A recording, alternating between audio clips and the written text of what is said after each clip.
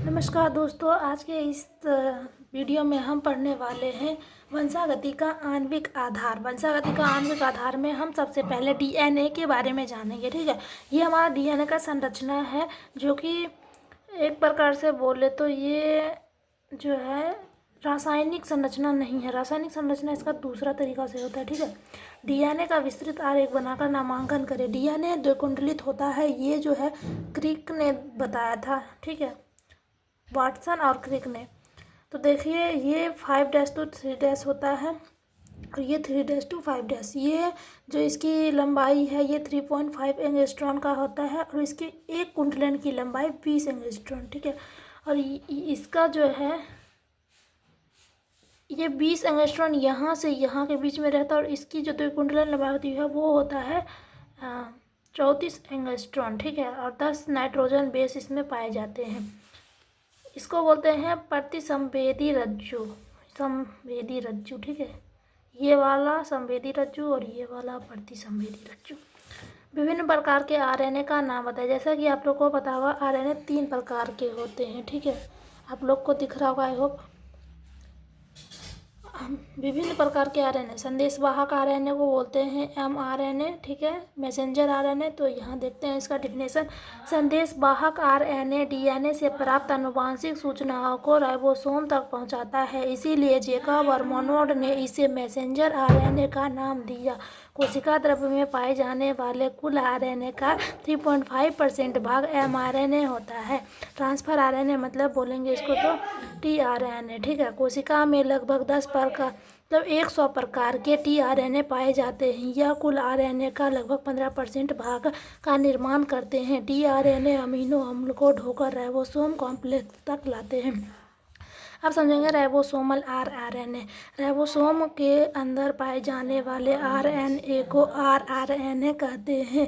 इसे घुलनशील आरएनए भी कहते हैं। यह कुल आरएनए का लगभग 80% भाग का निर्माण करते हैं। इसका मुख्य कार्य राइबोसोम का निर्माण करना है। अगर आपने नहीं लिखा है तो स्क्रीनशॉट ले सकते हैं, यहाँ पे आप देखेंगे। ठीक है, ट्रांसलेशन और ट्रांजिशन। अब हम यहाँ पे देखेंगे ट्रांसलेशन, अनुवादन इसको हिंदी में बोलते हैं। ठीक है,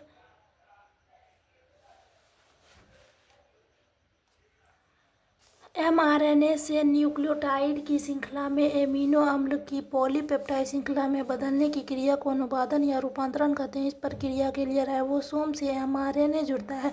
ट्रांसक्रिप्शन अनुलेखन क्या है? इसको ट्रांसक्रिप्शन इंग्लिश में बोलते हैं और ये अनुलेखन हिंदी में है। लक्षणों की अभिव्यक्ति के लिए डीएनए से आरएनए की बनने की प्रक्रिया अनुलेखन कहलाती है। यह प्रक्रिया केंद्रक के अंदर होती है। पैलिंड्रोम और संश्लेषण में पैलिंड्रोम पर संक्षिप्त में टिप्पणी लिखे। पैलिंड्रोम क्या है? पैलिंड्रोम आप जैसे बोल सकते हैं, आपने एक पहेली पढ़ा हो बचपन में, आपको मम्मी बताती होगी, 3 अक्षर का मेरा नाम सीधा उल्टा सीधा एक समान। ठीक है, तो यह उसी प्रकार है। पैलिंड्रोम यह वर्णों के अक्षरों का एक ऐसा समूह है जिसे बनाकर शब्द आगे या पीछे से पढ़ने पर समान शब्द बनता है, जैसे कनक नव मलयालम। ठीक है, अगर इधर से भी हम पढ़ेंगे नो मो नो नमन, नो मो नो नमन मलयालम, वैसे ही इसे ही पैलिंड्रोम कहते हैं। डीएनए पैलिंड्रोम से यह तात्पर्य है कि डीएनए के दोनों सूत्रधारक युग्मों का ऐसा अनुक्रम जिसे पढ़ने का अभिविन्यास समान रखा जाए, जैसे 5' to 3' 3' to 5'। तो दोनों डीएनए सूत्रों पर एक जैसे अनुक्रम पढ़ने को मिलता है। उदाहरण 5' to 3' GAATTC। ठीक है, और ये हो गया 3' to 5' CTTAAG। ठीक है, आप इधर से और इधर से मिलाइएगा तो दोनों सेम रहेगा। अब देखिए, अब समझेंगे प्रारंभन व समापन कूट को वर्णन करें। प्रारंभन कूट ऐसे कूट होते हैं जो एमआरएनए के सबसे पहले कूट होते हैं तथा यह कूट AUG 83%, GUG लगभग 14% होते हैं। यह अमीनो अम्ल म्यानुइन के लिए कूट बनता है। यह कूट अनुवादन की प्रक्रिया का प्रारंभ करते हैं। अब यहाँ पे आएंगे, अब देखेंगे समापन कूट क्या है। यह एमआरएनए में ऐसा कूट होते हैं जो अनुवादन की प्रक्रिया को समापन करते हैं तथा यह किसी अमीनो अम्ल के लिए कूट नहीं करते हैं।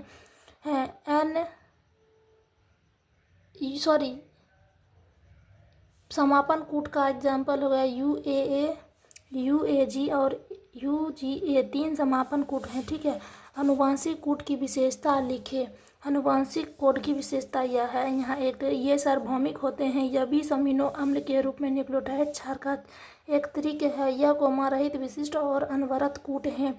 इसमें प्रारंभन और समापन कूट प्रकूट AUG और प्रारंभन कूट UAA, UAG, UGA समापन कूट हैं। अनुवांशिक कोड की विशेषता के 3 प्रमुख, ठीक है। अनुवांशिक कोड की विशेषता के 3 प्रमुख लिखिए। विशिष्टता होती है सार्वभौमिक आंतरिक। प्रत्येक कोडोन में 3 न्यूक्लियोटाइड का द्वितीयक अनुक्रम होता है जो एक विशिष्ट अमीनो एसिड या स्टार्ट स्टॉप सिंगल से मेल खाता है। सार्वभौमिक अनुवांशिक कोड पृथ्वी पर सभी जीवन रूपों में लगभग सार्वभौमिक हैं, जिसका अर्थ है कि विभिन्न जीवों में समान अमीनो एसिड या संकेतों के लिए समान कोडोन कोड, ठीक है। आंतरिक अनुवांशिक कोड आंतरिक प्रदर्शित करता है, जहां कई कोडोन एक ही अमीनो के लिए कोड कर सकते हैं। अब यहाँ पे देखिए, ऑपेरॉन को परिभाषित करें तथा उसके संबंधित जीनों का नाम बताइए। ऑपेरैंड प्रोटीन संश्लेषण के लिए एक आनुवंशिक नियामक प्रणाली कोशिकाएं की आवश्यकताओं के अनुसार प्रोटीन संश्लेषण को विनियमित करने की संरचना है। इसके घटक निम्न हैं: प्रमोटर, संरचनात्मक जीन, ऑपरेटर, नियामक जीन। प्रमोटर को आप समझेंगे। प्रमोटर एक DNA अनुक्रम है जो ऑपरेंड के जीन के ऊपर स्थित होता है। ऑपरेटर एक अन्य DNA अनुक्रम है जो प्रमोटर और ऑपेरॉन के संरचनात्मक जीन के बीच स्थित होता है। संरचनात्मक जीन ये वे जीन हैं जो संबोधित कार्यों के साथ प्रोटीन को एनकोड करते हैं। वे एक साथ एकल mRNA अणु के रूप में प्रतिलेखित होते हैं। नियामक तत्व, कुछ ऑपरेंड में अतिरिक्त नियामक तत्व भी शामिल होते हैं, जैसे एक्टिवेटर, बाइंडिंग और साइट्स, ठीक है। DNA की संरचना का वर्णन करें। DNA पॉलीन्यूक्लियोटाइड श्रृंखला की बनी हुई द्विकुंडलित सर्पिलाकार या सीढ़ीनुमा संरचना है। आप यहाँ पर DNA का देख सकते हैं वर्णन किया है, जिसमें एक प्यूरिन एक पिरामिडिन से ठीक समूह जुड़ा होता है, जिसमें एडेनिन थाइमिन के साथ 2 हाइड्रोजन बॉन्ड से तथा गुआनिन साइटोसिन से 3 हाइड्रोजन बंधक द्वारा जुड़ा होता है। इसमें के प्रत्येक क्षारक की दूरी 3.4 एंगस्ट्रॉन होता है तथा प्रत्येक 10 समाक्षर के बाद इसकी दूरी 34 एंगस्ट्रॉन होता है तथा इसकी चौड़ाई 20 एंगस्ट्रॉन है। DNA के घुमाव में एक कांच व दीर्घ कांच लघु होता है। Thanks for watching. आपका यही चैप्टर खत्म होता है। मिलते हैं नेक्स्ट वीडियो में, तब तक के लिए धन्यवाद। अगर आपने चैनल को सब्सक्राइब नहीं कराया तो चैनल को सब्सक्राइब कर लें।